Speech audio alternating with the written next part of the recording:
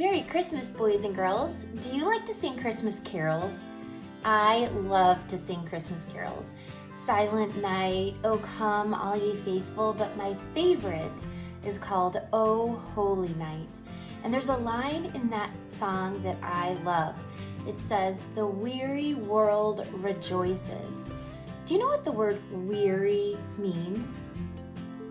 Weary is a fancy word for saying tired or fed up or exhausted. What would make a weary world, a tired world, what would make a weary world rejoice? That means be happy and joyful.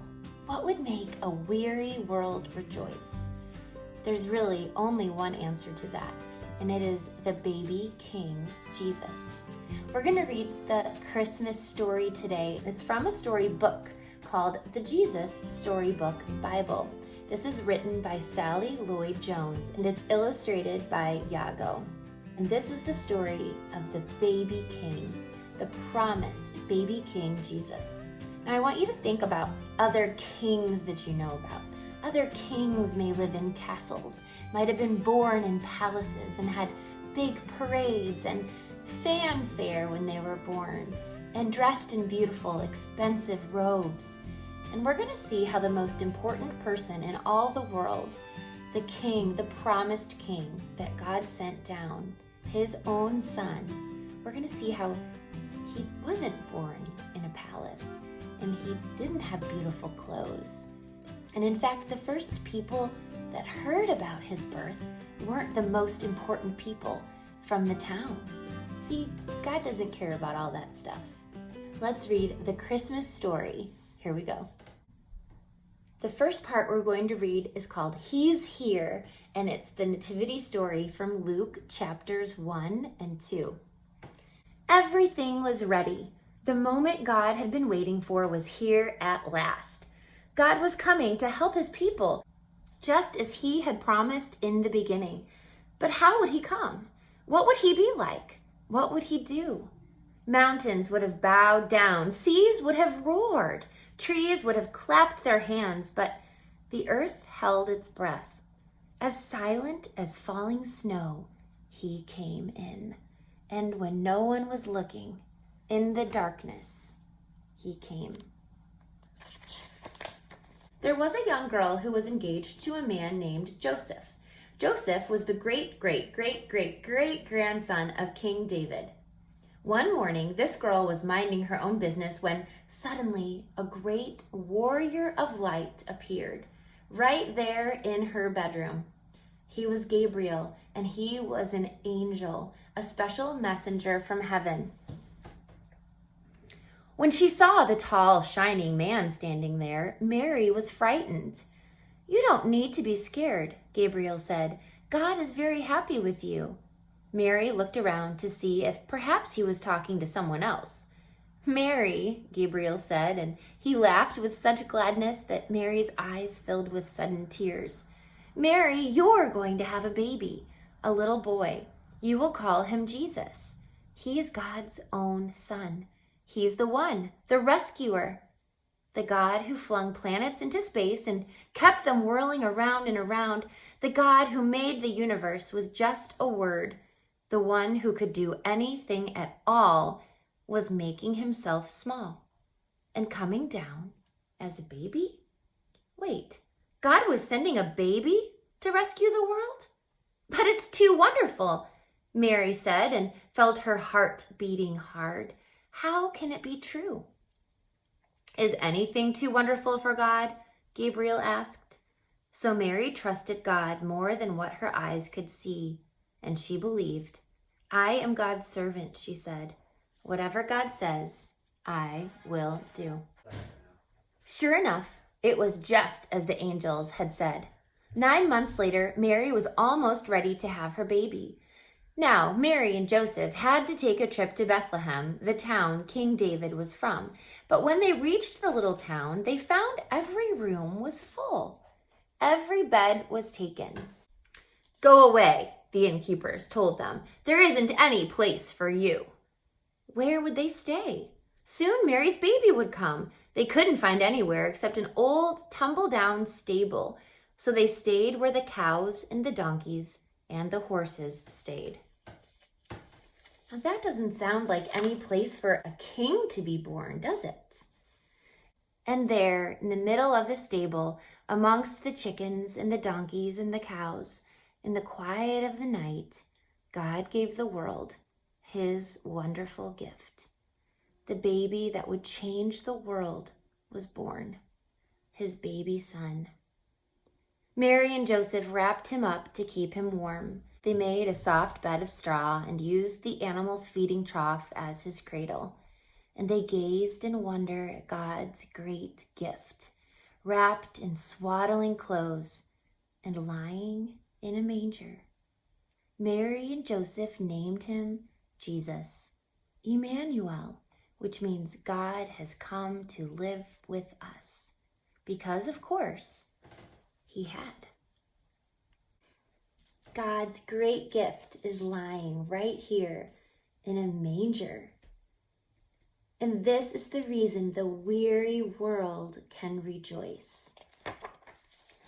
The next chapter is called The Light of the Whole World, and this is the story of the shepherds.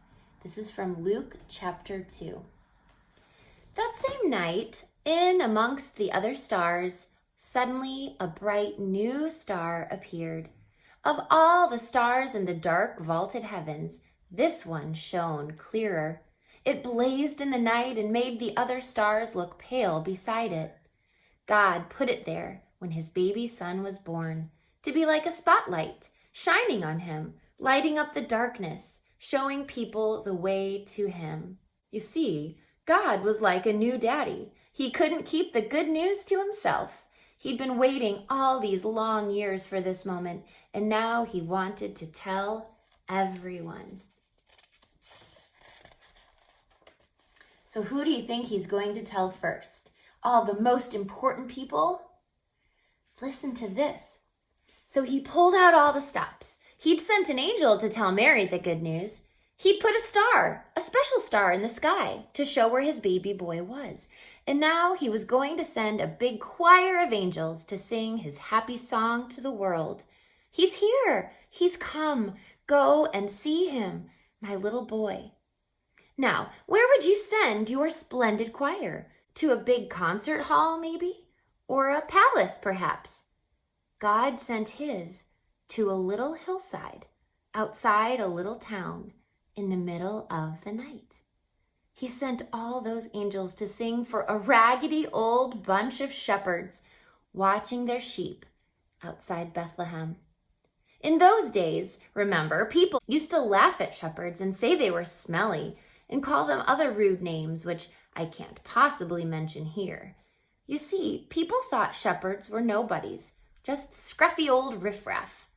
But God must have thought shepherds were very important indeed, because they're the ones he chose to tell the good news to first.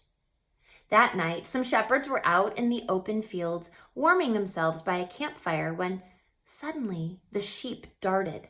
They were frightened by something. The olive trees rustled. What was that? A wing beat? They turned around. Standing in front of them was a huge warrior of light, blazing in the darkness. "Don't be afraid of me," the bright, shining man said. "I haven't come to hurt you. I've come to bring you happy news for everyone, everywhere. Today in David's town, in Bethlehem, God's son has been born. You can go and see him. He is sleeping in a manger."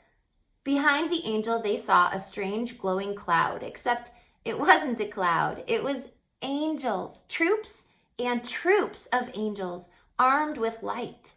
And they were singing a beautiful song. Glory to God. To God be fame and honor and all our hoorays.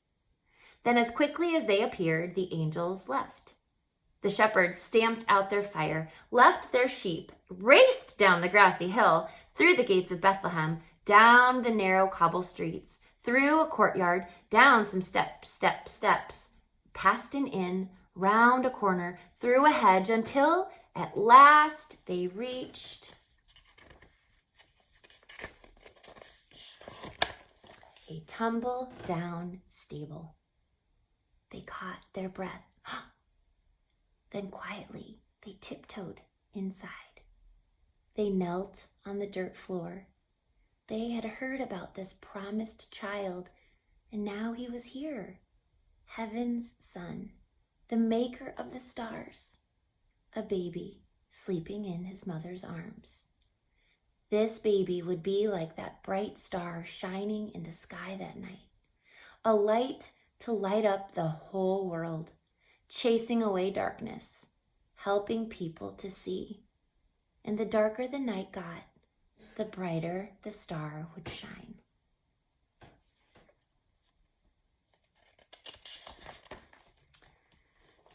This chapter is called The King of All Kings, and this is the story of the 3 wise men.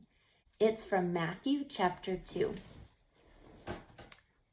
Far away in the east, 3 clever men saw the very same star, the star that God had put in the sky when Jesus was born. They knew it was a sign. A baby king had been born. They'd been waiting for this star. They knew it would come. And did you notice, even the shepherds said they had heard about this promised child. This child had been promised in the Old Testament, which is the first part of the Bible. God tells us that he will send us a king to rescue the world.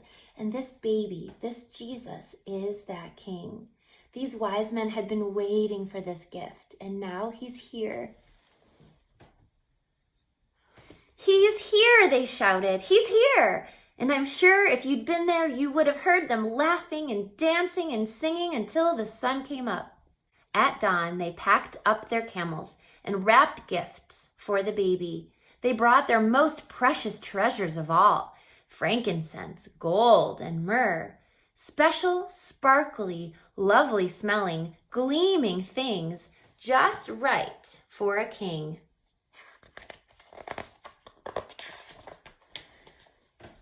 The 3 wise men, actually, if you'd met them, you would have thought they were kings because they were so rich and clever and important looking. Set off. They rode their camels across endless deserts, up steep, steep mountains, down into deep, deep valleys, through raging rivers, over grassy plains, night and day and night, for hours that turned into days, that turned into weeks, that turned into months and months, until they reached Jerusalem. Jerusalem was by far the most important city for miles around, as anyone can tell you. That's where a palace would be, and kings are born in palaces. So that's where they went. But they were in for a surprise. They went to see King Herod. Surely he'd know where this baby was, but he didn't. In fact, he didn't like the sound of a new king. It made him cross. He didn't want anyone to be king except him. But Herod's advisors told the 3 wise men what was written in their books, what God had said about the baby king. Go to Bethlehem. That's where you'll find him. Suddenly, the star they had seen in the east started moving again, showing them the way. So the 3 wise men followed the star out of the big city, along the road into the little town of Bethlehem. They followed the star through the streets of Bethlehem, out of the nice part of town, through the not so nice part of town, into the really not so nice at all part of town, down a little dirt track, until it stopped right over a little house. But wait, it wasn't a palace, and there weren't any guards or servants or flags or red carpets or trumpets or anything. Did they get it wrong? Or was this what God meant? Sure enough, in that little house, there, sitting on his mother's knee, they found him, the baby king. The 3 men knelt before the little king. They took off their rich royal turbans and gleaming golden crowns. They bowed their noble heads to the ground and gave him their sparkling treasures. Their journey that had begun so many centuries before had led 3 wise men here to a little town, to a little house, to a little child. To the king God had promised David all those years before. But this child was a new kind of king. Though he was the Prince of Heaven, he had become poor. Though he was the mighty God, he had become a helpless baby. This king hadn't come to be the boss. He had come to be a servant. And that, boys and girls, is why we celebrate his birth, because this little baby king, who was born in a tiny, poor stable, came to save you and me because he loves us so much. That is why a weary world, a tired world, can rejoice. What a gift! The best gift of Christmas.